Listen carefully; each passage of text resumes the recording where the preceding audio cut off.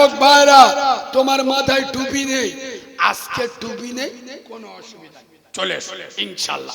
কালকের আল্লাহ চাইলে তোর মাথায় টুপি হবে। এই যুবক ভাইরা তোর মুখে দাড়ি নাই, কোনো অসুবিধা নেই, ইনশাআল্লাহ আমার আল্লাহর দয়া হলে কাল মুখে দাড়ি উঠে যাবে। খোদার কসম, যুবকরা হলো ইসলামের সম্পদ। আমার আব্দুল্লাহর বেটা নূরে মোহাম্মদ বিশ্বনবী বলেছেন, বুড়ো বয়সের থেকে ইয়ং বয়সের ইবাদত আমার আল্লাহর কাছে প্রিয়। সুবহানাল্লাহ বলে। বুড়ো বয়সে নামাজ পড়া কোনো দাদাগিরি? এরা কথা বলে দাদাগিরি। ও বউরা দেখতে পারে না, ছেলেরা ভাত দেয় না, ও মাল যাওয়ার জায়গা নিয়ে চাচা মসজিদে গিয়ে বসে। এই যুবক ভাইরা, আমি ফতোয়া মারবো না, তোমার সারাদিন সময় পাচ্ছ না, আমি তোমার দুটো পায়ে ধরে বলছি, দিন একবার অন্তত একবার সময় করে এশার হোক, ফজর হোক, জোহর হোক, আসর হোক, মাগরিব হোক, যে কোনো এক ওয়াক্ত বেঁচে নাও, নিয়ে আল্লাহর কাছে যাও। আল্লাহ, আমি যুবক ছেলে, আল্লাহ সারাদিন আসতে পারি না, কিন্তু একবার তো তোর ঘরে আস, আমার মুখটা দেখাতে আসি, আল্লাহ তুই আমার মাফ কর দিস। খোদার কসম, তুমি একবার যাবে, আমার আল্লাহ চারবার ডেকে নেবে। সুবহানাল্লাহ বলে। সোনার যুবকেরা, ইসলামের দিকে গিয়ে এসো। যুবকরা এগোবে, ইসলাম এগোবে। একবার চান ভরে দরুদ শরীফ আল্লাহ।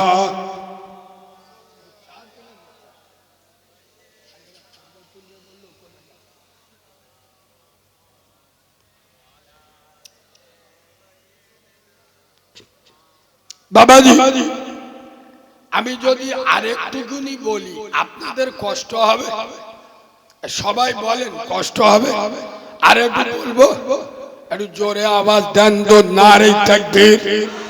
আরেকটু জোরে বলেন না, নারে তাকবীর, নারে তাকবীর।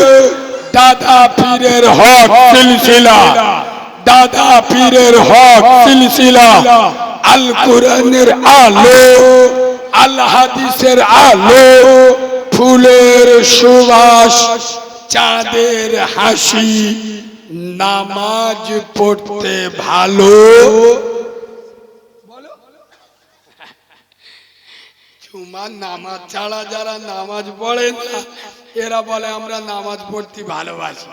আব্বা, আগামী বছর এই যে নবীর মহব্বতে জলসা হচ্ছে, আমি আপনাদের মসজিদে এসে এশার নামাজ পড়লাম। মসজিদটা খুব সুন্দর, মসজিদে কাজ হচ্ছে, আমি জানি। আচ্ছা আচ্ছা, সেটা বলে দেব।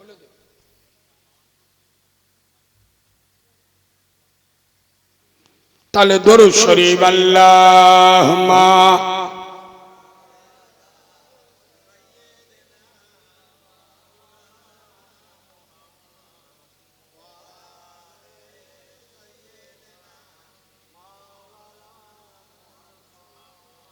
চলে।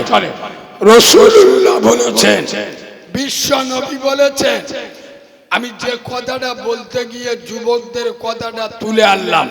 রাসূল বলছেন, যে যুবক ছেলে যার দুটো বোন, তার হক আদায় করবে এবং বিয়ের পরে তার মাথায় আদরের হাতটা রেখে দেবে। আমি আব্দুল্লাহর বেটা মোহাম্মদ বলছি, সে আমার সাথে জান্নাতে থাকবে। একবার জোরে বলুন না সুবহানাল্লাহ, আর একটু জোরে বলুন সুবহানাল্লাহ। কি করবে? দুটো বোন, তাদেরকে হক আদায় করবে। হক, এই বাবু, বোনের হক মেরে খাওয়া কতটা হারাম রাসূলুল্লাহ বলে গেলে, মদ বিক্রি করা যতটা হারাম, বোনের হক মেরে খাওয়া, জোরে বলো, ততটা হারাম। এখন অনেক মানুষ এরম আসে না নাই, ভাই বোনের হক মেরে বাপের ভুল বুঝিয়ে নিজের নামে বাপের 35 জায়গা বেশি করে লিখে 3 বার হজ করে এসে নামের পিছনে হাজি লিখে ঘুরতে এরম লোক আসে না? আগে তো তমু লোকের একটু লজ্জা শরম ছিল, আগে হজ করে এলি হাজি লিখত, এখন ওমরা করে এসে হাজি লিখে ঘুরতে। ঠিক বলছি না? ওমরা করে এসে হাজি লিখে ঘুরতে। আচ্ছা বলুন তো, ওমরা করা ফরজ না হজ করা ফরজ? 100 বার ওমরা করলে একটা হজের সওয়াব কথা বলে না হবে না। এ মাল ওমরা করে এসে হাজি লিখে ঘুরতে, তারপর বলো না ও চাচা ওমরা করে করলি যদি হাজি লিখতে হয়, তুমি মালটা তো ছোট ছোট ভাই বোনের হক মেরে খেয়েছো, নামের পিছনে হারামজাদা লিখে করো। বললে রাগ হবে? ওমরা করে যদি হাজি লিখে ঘুরতে হয়, যারা বন্ধন লোন গ্রুপ লোন খায় পিছনে হারাম খোর লিখে করো, খোদার কসম আই বাবাজি দুটো পায়ে ধরে বলে যাচ্ছে, বোনের হক যারা মেরে খায় এরা প্রকৃত উম্মতে মুহাম্মাদি।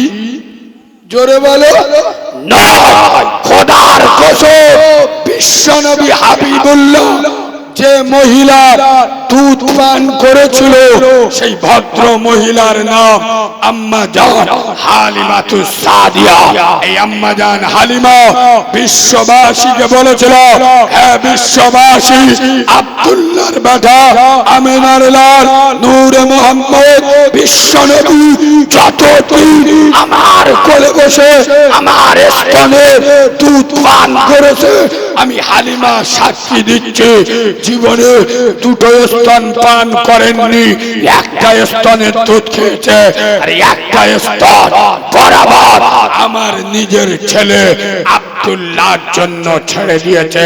খোদার কসম যে নবী মায়ের কোলে বসে ভাইয়ের হক মেরে খাই নাই, যে নবী মায়ের কোলে বসে ভাইয়ের অধিকার কেড়ে খাই নাই, আর আজ সেই নবীর উম্মত বড় হয়ে ভাই বোনের হক মেরে খায়, এরম লোক আসে না? নাই কথা বলে।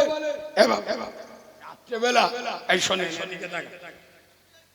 রাত্রেবেলা করি ওর বোর বলতে, এই দা এই দা এ ছকি না, তোর বাপে গা ঘর ঘটক পুকুরি, তোর বাপের রোডের পাশে 1 বিঘে জায়গা, তা তুই তো বাপের পেয়ে বল তুই কি পাবি? তা আমার জন্য বলি না, আমাদের কি ছেলে মেলে? তার মানে কি কাউরা ওর শ্বশুর বাড়িতে ওর বোর সম্পত্তিটা বুঝে নেবে, আর নিজের বাপের সম্পত্তি থেকে মার পেটের বোনের হক দেবে না। খোদার কসম আমি নবীর মেম্বারে বসে বলছি, 5টা এড়ে গরুর মতো দাদা বেঁচে আছে, বাম্মা মরে গেছে, 3 বোন বাড়িতে আসে বাপের ভিটেতে চোখের পানি ছেড়ে বাড়িতে যায়। হ্যাঁ না না কথা বলে না, কারণ জানে গেলে কোথায় উঠবো, কে ভাত দেবে, কে খেতে দেবে। খোদার কসম এরা হাজার যাই হোক এরা উম্মতে মুহাম্মাদি হতে পারে না। আরে বোন হলো দ্বিতীয় মা, রাসূলুল্লাহ বলেছেন শুধু বোন নয়, যার ঘরে এই মহিলা জাতি নারী জাতি এমন একটা বরকতময়, যার ঘরে এই নারী জাতি মহিলা প্রথম জন্মগ্রহণ করে আমার আল্লাহ তাকে সালাম পাঠায়। সুবহানাল্লাহ বলুন। গতকাল রাতে হাওড়া জেলায় বাঁকড়ায় বলছিলাম, এই 3 দিন আগে উড়িষ্যায় জলসা করতে গেছিলাম। উড়িষ্যার মাটিতে গিয়ে বলে এসেছি, আর আজকেরও আপনাদের বলে যাচ্ছি, হে মুসলিম যুবকেরা, হে মুসলমানের বাচ্চারা, তোমরা নারী জাতিদের যারা ভালোবাসো না, তোমরা যারা মহিলাদের বুকের নরম মাংসটা দেখে মজা লাও, হাত দেওয়ার চেষ্টা করো, এ মুসলমানের বাচ্চা কান খুলে শুনে নাও, মহিলার বুকে এই নরম মাংসটা একদিন তোমার আমার, একদিন দুদিন নয়, এক সপ্তাহ দু সপ্তাহ নয়, এক মাস দু মাস নয়, এক বছর দু বছর নয়, 2.5 বছরের খাদ্য ভান্ডার আমার আল্লাহ করে রেখেছিল। কথা বলে না, এই জিনিসটা আমি আপনি 2.5 বছর আল্লাহ খাইয়েছে। আরে কাউরা, তুই হওয়ার সাথে সাথে তোর বাপ কি মুখি শিয়াড়া দেশে? কথা বলে কি দেশে? বিস্কুট দিয়েছে, যেটা দিয়েছে এই মহিলার পবিত্র স্তন। সুবহানাল্লাহ বলেন না। এই মায়ের স্তন পবিত্র না অপবিত্র? আল্লাহ তার বান্দাকে অপবিত্র জিনিস খাওয়া?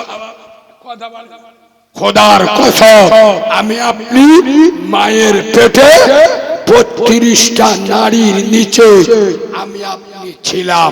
খোদার কসম, খিদে লেগেছে, আল্লাহ মায়ের নারীর সাথে আমাকে আপনাকে খেতে দিয়েছে, কিন্তু মায়ের পেটে এক ফোঁটা নোংরা পানি আল্লাহ আমার আপনার মুখে ঢুকতে দেয় কেন?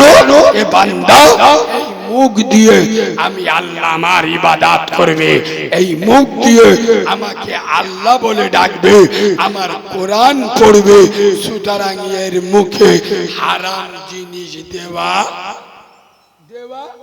যাবে না। আরে বললি তো রেগে যায়। এখন বেঁচে থাকা অবস্থায় জীবনে একদিন কোরআন পড়ে না। করিমের চাচা মরে গেলি 40টা মাদ্রাসার ছেলে ডেকে আমার চাচা মরে গেছে, ওই দাবায় শুইয়ে রেখেছি ষাঁড়ের মতো, কানের ধারে বসে বসে কোরআন পড়। আগো কোরআন এসছে জীবিত লোকের জন্য না মৃত লোকের জন্য? কথা বলে না। জীবিত থাকা শর্তে ও জীবনে কোনোদিন কোরআন শোনে নাই, আর আজ মরে গেছে, ওর জোর করে কোরআন শুনিয়ে কোনো লাভ হবে? বাবাজি, আমার পরবর্তী বক্তা মাশাআল্লাহ ভাই আসছে, ওয়াজ নসিহত করবেন, কেউ ওঠাউঠি করবেন না। তবে আমি নামার আগে ভাইয়ের কাছে 1 মিনিট চেয়ে নিচ্ছি। আমার হাতে যে কিতাবটা দেখা পাচ্ছে আমার নিজের লেখা কিতাব।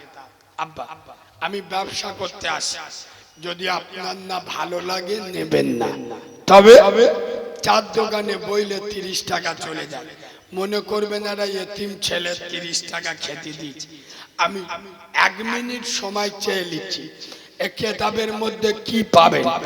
বিশেষ করে মেয়েদের জন্য, মেয়েদের শরীর কেমন নাপাক হলে নামাজ পড়া চলবে, কেমন নাপাক হলে নামাজ পড়া চলবে না, মেয়েদের নাপাক অবস্থায় বাড়ির সব কাজকাম করতে পারবে কি পারবে না, মেয়েদের নাপাক অবস্থায় মৃত ব্যক্তিকে দেখতে যেতে পারবে কি পারবে না, মেয়েদের নাপাক অবস্থায় মৃত লাশের পাশে দাঁড়ানো যাবে কি যাবে না, কোন মহিলা যদি নাইটি পরে নামাজ পড়ে ওর নামাজটা হবে না হবে না, কোন মহিলা যদি শাড়ি পরে নামাজ পড়ে ওর নামাজ হবে না হবে না, কোন মহিলা যদি রোজা অবস্থায় বাচ্চাকে দুধ খাওয়ায় ওর রোজাটা ভাঙবে না ভাঙবে না, রোজা অবস্থায় কোন মহিলা যদি ঠোঁট পালিশ দেয় ওর রোজা ভাঙবে না ভাঙবে না।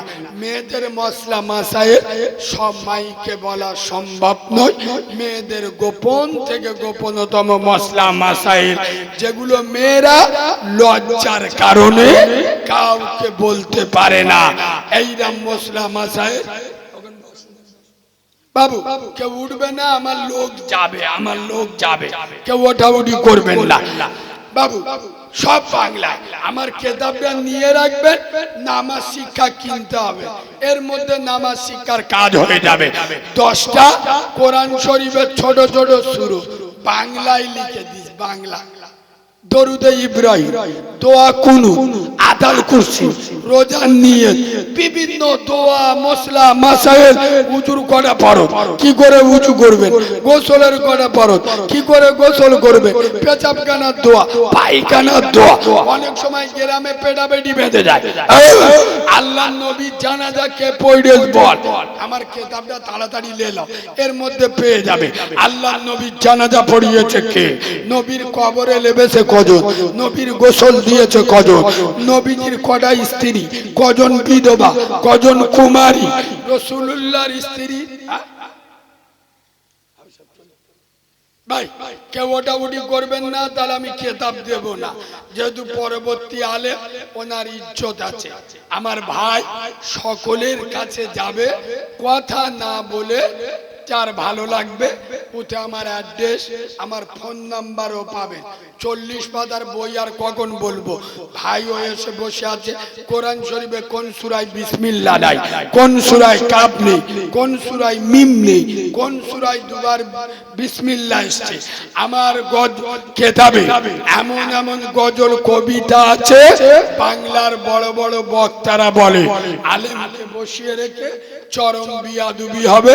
আমি আর বললাম না, যারা নেবেন প্রত্যেকের অনুরোধ করে বলবো, মনে করবেন একটা এতিম বাচ্চা 30 টাকা খেতে দিয়েছি, কোন কমিটির ভাই যদি দয়া করে একটু হেল্প করো, কিছু কিতাব নিয়ে যদি মায়েদের কাছে যাও তারা নিতে পারে। হায়াত বাকি, মুলাকাত বাকি। আসসালামু আলাইকুম। আপনারা সকলে মিলে একবার আমাকে সালাম দেন। वालेकुम अस्सलाम रहमती कलाम, आप जिसका बंदा है मैं उसी का गुलाम। एक बार दुरूद शरीफ अल्लाहुम्मा